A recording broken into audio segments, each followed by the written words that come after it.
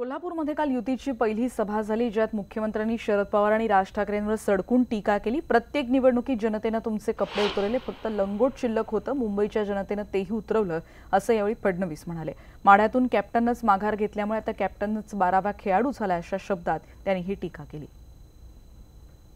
या महाराष्ट्रामध्ये बोलघेवडे लोक खूप आहेत आणि काही लोक तर आता त्या ठिकाणी स्वतः बोलू शकत नाही म्हणून पोपट नेमू लागले आहेत। आणि मी त्यांना दुसरा सल्ला देतो, मोदी सूर्यासारखे आहेत, सूर्याकडे चेहरा करून थुंकलं तर थुंकी आपल्या चेहऱ्यावर पडते, ती सूर्यावर पडत नाही।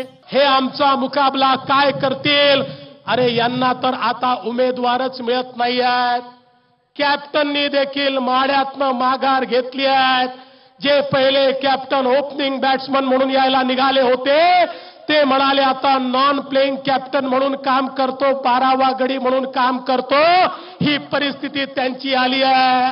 आता त्यांना उमेदवार देखील मिळत नाहीये, त्यांची तिकीट लोक वापस करतायत, रोज तिकीट बदलली जात आहेत। जी विचारधारा देशाचा विचार करते, जी विचारधारा या देशाकरता बलिदान देणाऱ्यांसमोर नतमस्तक आहे, आणि दुसरी विचारधारा आहे जी रोज आमच्या सैनिकांना विचारते, सर्जिकल स्ट्राइक झाला का, किती लोक त्या ठिकाणी मेले, कशावरनं मेले। आज जगामध्ये दोनच लोक या ठिकाणी सर्जिकल स्ट्राइक झाला की नाही याचे पुरावे मागतात। एक मागतं पाकिस्तान आणि दुसरे मागतात काँग्रेस आणि त्यांचे कच्चे बच्चे। मित्रांनो, आमच्या सेनेच्या पराक्रमावर ज्यांना शंका आहे त्यांनी चुल्लूभर पाण्यात डुबून मेलं पाहिजे। आणि भारताची सेना आहे, ही सेना छत्रपती शिवाजी महाराजांच्या सेनेसारखी आहे। आणि नंतर बातमी बघणार होता, आज रंगपंचमी आहे। महाराष्ट्राचं लोकदैवत असणाऱ्या जेजुरी गडावर देखील पहाटेपासूनच मोठ्या उत्साहात सदानंदाच्या जयघोषात रंगोत्सव साजरा होता। देवाचं स्वयंपुलिंग आणि मार्तंड भैरवाच्या मूर्तींना विधिवत दूध आणि नैसर्गिक रंगांचं स्नान घालण्यात आलं।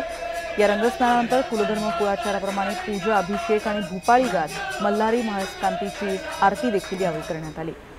देवीचे पुजारी, त्याचबरोबर मानकरी देवाचे, त्याचबरोबर सेवक आणि वारकऱ्यांनी रंगपंचमी ही उत्साहात साजरी केली। पुण्यातून रंगवलीकार आशा खुडे यांनी मार्तंड भैरवाची पोर्ट्रेट रांगोळी हे साकारली आहे।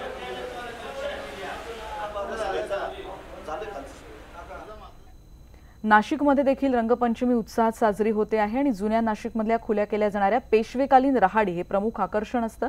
शनी चौकातल्या सरदार रास्ते यांची रहाड असो किंवा तिवंधा चौकातली देखील नैसर्गिक रंगांची उधळण करत आजही संस्कृती आणि परंपरा इथे जपली जाते। 12 फूट खोल रहाडीतल्या या रंगानं कोणतेही त्वचेचे आजार होत नसतात आणि नाशिकमधली ही दृश्य सध्या आपण बघतोय। महाराष्ट्रात सगळीकडे धुलिवंदनाची धूम ही होळीच्या दुसऱ्या दिवशी असते, पण नाशिकमध्ये मात्र होळीनंतर 5 दिवस असलेल्या रंगपंचमीला ही धूम असते। आपण बघतोय की कशा प्रकारे जय्यत तयारी या ठिकाणी सगळी सुरू आहे। नाशकातल्या जुन्या नाशकातल्या पंचवटी भागात आपण आहोत आता। सरदार रास्ते यांनी 300 वर्षांपूर्वी सुरू केलेली राहाडी, काय कलर तुम्ही घोटताय? हा सगळा हा कलर अंगाला लागतो का? हो हो, अंगाला लागतो, पण हा कलर आहे ना कुठलाही साईड इफेक्ट करत नाही। आणि हा लहान मुलांपासून तर 70 वर्षापर्यंत 100 वर्षापर्यंत कोणत्याही माणसाला इथं साईड इफेक्ट करत नाही। आणि हा याच्यात सतीचा आश्रय आहे आणि हे आमचे गुरु आहेत, हे पूजा नेहमी हे पूजाच करता, पहिले 1-2 तास पूजा करता, नंतर त्यांची पूजानंतर आम्ही या रहाडीची विधिवत पूजा केली जाते। आणखी त्यानंतर आपण बघतोय की हीच आहे ती रहाड, सरदार रास्ते यांनी सुरू केलेली ही परंपरा, खरं तर पेशवेकालीन परंपरा। आपण बघतोय की इथले सगळे उत्साही रंगमंचमध्ये सगळे सहभागी याच्यात झालेले आहेत। जवळपास 12 फूट खोल असलेली ही रहाड ही रंगपंचमीच्या वेळेस खुली केली जाते। नाशिकामध्ये 16 रहाडी एकेकाळी होत्या, पण आता सध्या मात्र 3च रहाडी नाशिकमध्ये आहेत। आणि या 3 त्याचबरोबर एक चौथी रहाड सुद्धा सगळ्यात महत्वाची आहे। हे सगळे जे कार्यकर्ते आज सरदार रास्ते यांच्या माध्यमातून सुरू झालेली परंपरा, पेशवेकालीन परंपरा कशा प्रकारे तुम्ही जपताय? आम्ही 250 वर्षापासूनची जी परंपरा आहे तिची दरवर्षी आम्ही विधिवतरित्या चालू ठेवलेली आहे। दरवर्षी कलर करून, विधिवत पूजा करून आणि उत्सवाला सुरुवात करतो। नक्कीच आपल्याला माहिती आहे की ही रहाड या ठिकाणी कोणताही रंगपंचमी म्हटली की खरं तर अंगाला लागतो।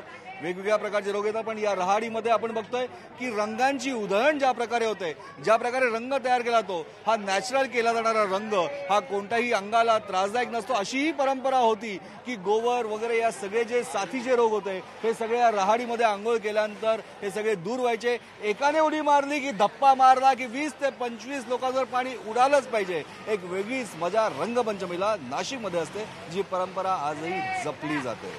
व्हिडिओ जर्नलिस्ट हेमंत बाउलसह प्रशांत बाग, न्यूज 18 लोकमत, नाशिक.